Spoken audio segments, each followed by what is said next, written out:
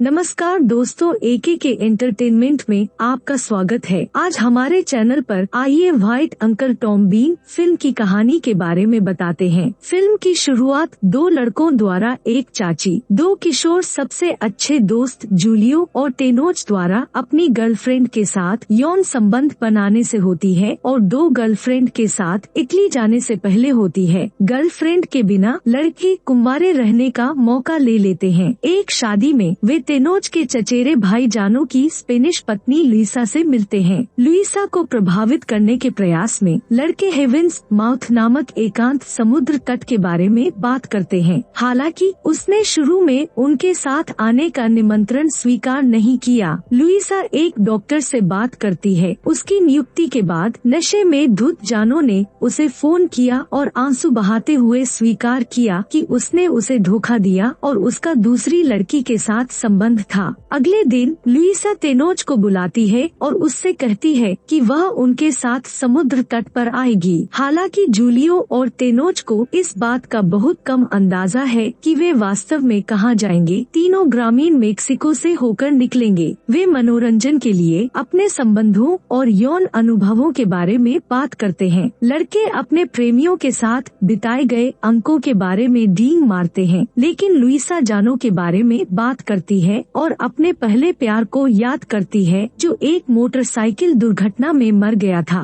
रात भर एक होटल में रुकने के दौरान लुइसा जानो के मोबाइल पर एक संदेश भेजती है जिसमें उसे बताया जाता है कि लुइसा जानो ने उसके साथ धोखा किया है और वह उसके साथ संबंध तोड़ना चाहती है। इस बीच टेनोच शैम्पू की तलाश में अपने मोटल के कमरे में आता है, लेकिन लुइसा को रोते हुए देखकर सुकून मिलता है। इसके साथ लुइसा टेनोच को बहकाती है और दोनों सेक्स में संलग्न होते हैं। जूलियो उन्हें खुले दरवाजे से देखता है और परेशान होकर चला जाता है। उसके बाद जूलियो टेनोच को बताता है कि उसने टेनोच की प्रेमिका के साथ यौन संबंध बनाए थे, जिससे टेनोच जूलियो से नाराज हो जाता है। अगले दिन लुइसा को लड़कों के बीच तनाव का पता चलता है, इसलिए लुइसा ने जूलियो के साथ भी सेक्स किया। पहले से परेशान टेनोच का कहना है कि उसने जूलियो की प्रेमिका के साथ भी सेक्स किया था। इसके साथ ही जूलियो और टेनोच लड़ने लगते हैं, लेकिन लुइसा उन्हें भागने से रोकती है। उस शाम को तटीय सड़क के किनारे गाड़ी चलाते हुए वे बोका डेल सिएलो नामक समुद्र तट पर पहुंचते हैं। वे वहां डेरा डालते हैं और स्थानीय परिवार के सदस्यों के साथ समुद्र में